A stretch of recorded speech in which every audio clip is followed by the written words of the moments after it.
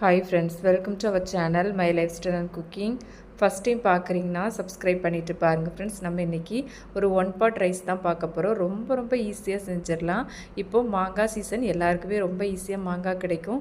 மாங்காய் தேங்காய்லாம் சேர்த்து ரொம்ப ஈஸியாக செய்கிற மாதிரி ஒரு ரைஸ் ரெசிபி எப்படி பண்ணலான்னு பார்க்கலாம். இது செய்கிறதுக்கு ஒரு பாத்திரம் ஒன்று எடுத்துருக்கிறேன். அதில் இந்த கப்பில் 1 கப் அளவுக்கு அரிசி சேர்த்துருக்கிறேன். அரிசியை ஒரு 2-3 நேரம் நல்லா தண்ணி சேர்த்து கழுவிட்டு தேவையான அளவு தண்ணி சேர்த்து ஒரு 10 நிமிஷம் மட்டும் ஊற வச்சு எடுத்துக்கலாம். மாங்காய் ஒரு 1/2 கப் போல் எடுத்து வச்சுருக்கிறேன். மாங்காவோட தோலை எடுத்துகிட்டு இது போல் ரஃப்பாக கட் பண்ணி எடுத்து வச்சுருக்கிறேன். ஓரளவுக்கு மீடியம் சைஸ் மாங்காய்னா ஒரு மாங்காய் எடுத்துக்கோங்க. இப்போ மாங்காவை மிக்ஸி ஜாருக்கு மாற்றி எடுத்துக்கலாம். அடுத்ததாக இது கூடவே 1/4 கப் அளவுக்கு தேங்காய் எடுத்துருக்கிறேன். தேங்காவையும் இது போல் சின்ன துண்டாக வெட்டி எடுத்து வச்சுருக்கிறேன்.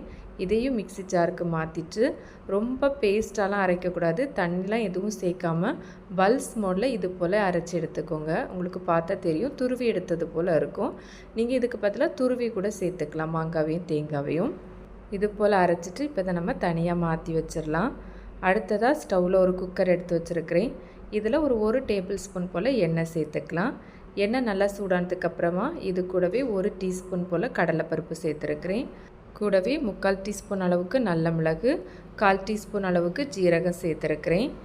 இது கூடவே ஒரு 2 டேபிள் ஸ்பூன் போல் நிலக்கடலை சேர்த்துக்கலாம். இதெல்லாம் சேர்த்துட்டு, நிலக்கடலை நான் பச்சை நிலக்கடலை தான் சேர்த்துருக்கிறேன். நல்லா வறுபட்டு வர மாதிரி வறுத்து எடுத்துக்கலாம். இது போல் நிலக்கடலைலாம் நல்லா வறுபட்டு வந்ததுக்கப்புறமா இது கூடவே கொஞ்சமாக கருவேப்பிலை சேர்த்துக்கலாம். கருவேப்பிலெலாம் நல்லா இது போல் பொரிஞ்சு வந்ததுக்கப்புறமா இது கூடவே ஒரு 10 பல் போல் பூண்டு சேர்த்துருக்கிறேன். கூடவே ஒரு வெங்காயத்தை இது போல் ஸ்லைசஸாக கட் பண்ணி சேர்த்துருக்கிறேன்.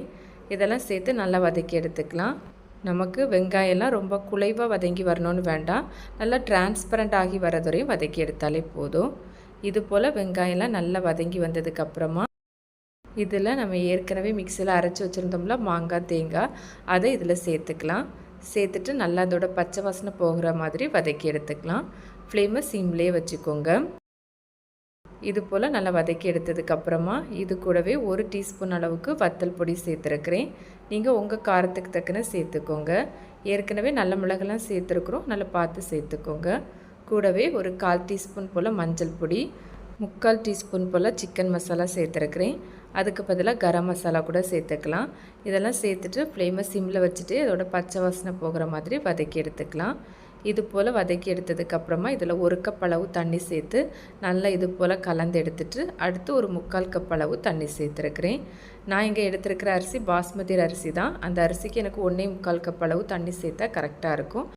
நீங்கள் எந்த அரிசி எடுக்கிறீங்களோ அதுக்கு யூஸ்வலாக எந்த அளவு தண்ணி சேர்ப்பீங்களோ அது போல் தண்ணி சேர்த்துக்கோங்க. சேர்த்துட்டு எல்லாம் இது போல் நல்லா கலந்து எடுத்துக்கலாம். அடுத்ததாக இதுக்கு தேவையான அளவு உப்பு சேர்த்துக்கலாம். நான் இங்கே கல் உப்பு தான் சேர்த்துருக்கிறேன். சேர்த்துட்டு ஒருக்கா கூட நல்லா கலந்து எடுத்துக்கலாம். இப்போ நமக்கு தண்ணி நல்லா கொதித்து வரணும். இது போல் நல்லா தண்ணி கொதித்து வந்ததுக்கப்புறமா நம்ம ஏற்கனவே அரிசி ஊற வச்சுருந்தோம்ல 10 நிமிஷம், அதை 10 நிமிஷத்துக்கு அப்புறமா தண்ணியை நல்லா வடிகட்டிட்டு எடுத்து வச்சுருக்கிறேன். அதை இதில் சேர்த்துக்கலாம். அரிசியை சேர்த்துட்டு நல்லா ஒருக்கா இது போல் கலந்து எடுத்துக்கலாம். இது போல் நல்லா கலந்து எடுத்ததுக்கப்புறமா இதில் கொஞ்சமாக சர்க்கரை சேர்த்துருக்கிறேன், அதாவது வெல்லம் சேர்த்துருக்கிறேன்.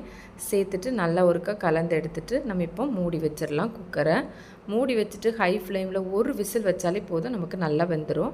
நீங்கள் எடுக்கிற அரிசிக்கு பொறுத்து நீங்கள் விசில் வச்சு எடுத்துக்கோங்க. இப்போ நான் ஓப்பன் பண்ணியிருக்கிறேன். ஒரு விசில் வந்ததுக்கப்புறமா ப்ரெஷர்லாம் கம்ப்ளீட்டாக போனதுக்கப்புறமா ஓப்பன் பண்ணியிருக்கிறேன். நமக்கு நல்லாவே வெந்து வந்துட்டு, உங்களுக்கு பார்த்தாலே தெரியும் நல்லா உதிரியாக சூப்பராக வந்துட்டு. அதுபோல் நமக்கு அடியுமே எதுவும் பிடிக்கலை, உங்களுக்கு பார்த்தா தெரியும். ரொம்ப ஒரு சூப்பரான ஒரு டேஸ்ட்டான ஒரு ரெசிபி, ரொம்ப ஈஸியாக செஞ்சுருக்குறோம். ரொம்ப டேஸ்ட்டாக இருக்கும். கண்டிப்பாக இந்த மாங்காய் சீசனில் ஒரு முறை ட்ரை பண்ணி பாருங்கள். இது போல் நிறைய மாங்காய் ரெசிபி நம்ம சேனலில் இருக்குது. அதோட லிங்க் எண்ட் ஸ்க்ரீனில் கொடுத்துருக்குறேன். ஃப்ரீ டைமில் சேனலையும் விசிட் பண்ணி பாருங்கள். கண்டிப்பாக உங்களுக்கு யூஸ்ஃபுல்லாக இருக்கும். கண்டிப்பாக இந்த மாங்காய் சீசனில் நீங்களும் ட்ரை பண்ணி பாருங்கள். ட்ரை பண்ணி பார்த்துட்டு உங்களுக்கு எப்படி வந்ததுன்னு மறக்காமல் கமெண்ட்ஸ் பண்ணுங்கள். ரெசிபி வீடியோ கண்டிப்பாக உங்களுக்கு பிடிக்கும். பிடிச்சிருந்தால் லைக்கோட ஹைப்பும் பண்ணிவிட்டு சப்ஸ்கிரைப் ஷேரும் பண்ணுங்கள் ஃப்ரெண்ட்ஸ். தேங்க்ஸ் ஃபார் வாட்சிங். பாய்.